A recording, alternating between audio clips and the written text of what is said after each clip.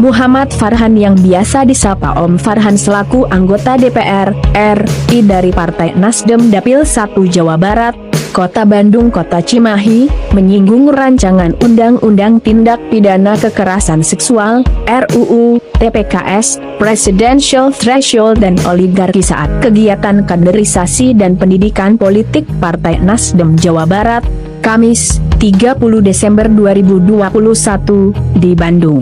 Muhammad Farhan seusai kegiatan kaderisasi dan pendidikan politik Partai Nasdem Jawa Barat mengatakan, kegiatan ini merupakan bagian dari tugasnya dalam masa reses untuk melakukan pendidikan politik untuk kader-kader Partai Nasdem. Merupakan bagian dari tugas saya dalam melakukan reses, itu melakukan pendidikan politik, di mana pendidikan politik ini memang untuk kader-kader Partai Nasdem. Di sini kita memberikan dasar-dasar pengetahuan tentang sistem politik di Indonesia, tentang peran dan fungsi dari partai politik di Indonesia, dan juga bagaimana sebetulnya anggota partai politik itu bisa memberikan kontribusi dan juga kemudian berperan dalam kemajuan di Indonesia ini. Gitu. Itu dalam kegiatan reses ini apa yang akan diperjuangkan untuk dibawa ke sidang parlemen? Masa sidang 2 ini? Kalau masa sidang 2 ini sih apa yang kita perjuangkan untuk itu masih tentang draft RUU TPKS agar segera disahkan oleh sidang paripurna DPR RI sebagai inisiatif DPR RI gitu. Karena draft dari rancangan undang-undang tindak pidana kekerasan seksual ini masih tertahan belum disahkan sebagai inisiatif DPR RI. Nah, padahal kita semua tahu kita sangat membutuhkan adanya undang-undang tentang tindak pidana kekerasan seksual dalam rangka melengkapi berbagai macam hukum yang sudah ada, baik itu KUHP, RUU Undang-Undang KDRT, dan sekarang ada tindak pidana kekerasan seksual. Sebagai anggota DPR RI, selama ini perubahan apa sih yang diharapkan? Sebetulnya perubahan yang paling penting yang perlu kita harapkan adalah kedewasaan berpolitik dari masyarakat. Karena dengan meningkatnya kedewasaan dan kesadaran berpolitik dari masyarakat, artinya partisipasi publik dalam setiap proses politik di dalam kerangka demokrasi itu semakin lama semakin tinggi. Supaya politik ini dan juga sistemnya tidak dikuasai oleh oligarki-oligarki yang menjadi bagian-bagian elit atau kelompok elit yang mempengaruhi dan menguasai negara ini. Sampai sejauh mana kesadaran oligarki itu berkuasa di tingkat sampai sejauh mana oligarki itu berkuasa? Sangat berkuasa, karena kan oligarki ini juga levelnya udah level global ya.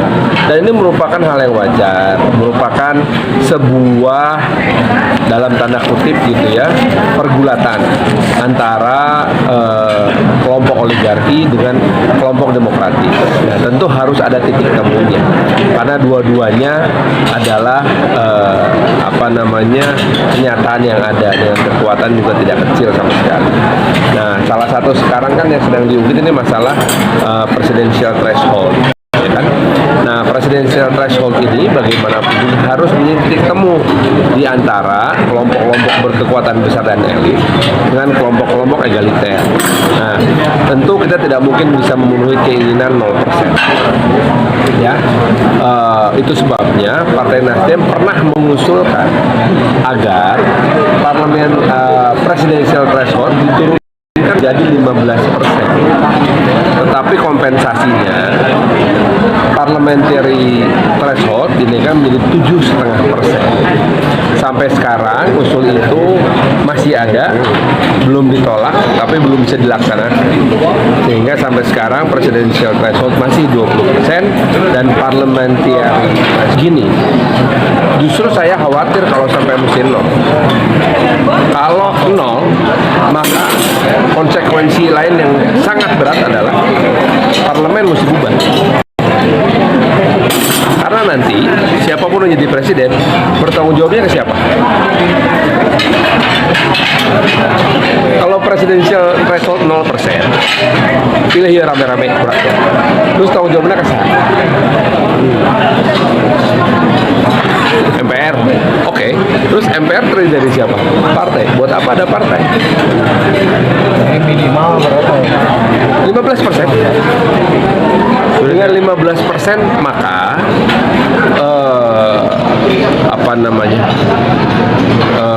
koalisinya nggak perlu gemuk, sehingga jumlah pilihan calon bisa lebih dari 2.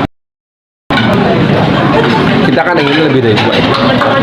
Karena kalau cuma 2 doang, model di Amerika, kita lihat pernah ada 3 lah calon independen, tapi kan menunjukkan demokrasi yang dikuasai oleh oligarki Amerika. Gitu. Demokrasi yang lain sosialis apa misalnya? Perancis tuh sosialis murni, tetap pakai presidential threshold, nggak mungkin kan? Bahwa kemudian berbagi dengan perdana menteri itu lain lagi ceritanya, karena sistemnya berbeda dengan kita. Gitu loh. Jadi kita memang akan mengedepankan prinsip-prinsip demokrasi, khususnya yang melibatkan begitu banyak orang. Jadi keterlibatan yang tinggi artinya memang egalitarianisme kita kedepankan. Namun kita mesti mempertimbangkan yang namanya semangat restorasi, menempatkan semuanya pada tempatnya, to restore, menempatkan kembali pada tempatnya, bahwa kalau memang menuntut presidential threshold 0%, maka parlemen dan partai bubar, atau dirubah sistem, tidak presidensial lagi, tapi menjadi parlementer, sehingga presiden itu tidak bertanggung jawab pada siapapun, tapi hanya menjadi kepala negara dan simbol. Perdana Menteri yang bekerja, tanggung jawabnya ke saat Perdana Menteri, tetap parlemen, gitu. Pertama kita menghadapi pilkada 2024. Nah, pilkada 2024 ini siapapun nanti calonnya sangat tergantung pada hasil pemilu 2024, karena kita akan tetap selenggarakan pemilu dulu, baru kita selenggarakan pilkada. Dan untuk menentukan calon tergantung dari hasil pemilu.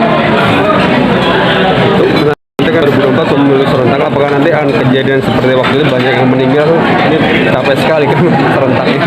Ini sebabnya kita kan pernah meminta presiden untuk mengubah kembali, tapi waktu itu semua partai termasuk presiden tidak mau, tetap kesepakatan lama. Karena kan pengalaman kita 2019 korbannya banyak. Nah, sekarang sih kita nggak kebayang kayak apa tahap teknis. Takutnya akan terulang kembali kan. Dalam setahun kita menyelenggarakan pemilu dan pilkada serentak di semua provinsi, semua kota kabupaten. Kalau jumlah orangnya mesti banyak, berarti KPU kan akan nambah anggaran. Dan belum tentu juga KPU bisa merekrut orang sebegitu banyak dalam kursi. Itu masih PR itu. Masih sampai sekarang belum ada kesepakatan mengenai tanggal untuk pelaksanaan pemilu. Kalau pilkada udah jelas November 2024 sesuai dengan amanat undang-undang. Kalau pemilu masih bisa maju mundur karena dalam undang-undang disebutkan yang menentukannya adalah KPU sesuai dengan periode masing-masing. Terakhir mungkin ada pesan khusus dari Ketua Umum untuk kegiatan ini dari Pak Surya Paloh. Pada dasarnya ini adalah salah satu bentuk kita untuk menjaga semangat restorasi kepada seluruh kader, karena kita sebagai partai yang baru 2 kali ikut pemilu dan usia juga baru 10 tahun, kita ingin menunjukkan bahwa kita harus bisa membangun struktur kaderisasi sampai ke level kelurahan, dan berikutnya sebelum 2024 insya Allah kita sudah bisa menyentuh ke level RW dan RT. Karena bagaimanapun juga partai politik tidak boleh berhenti menjadi sebuah kelompok elit, harus masuk sampai ke level-level terdalam dan kelompok terkecil dari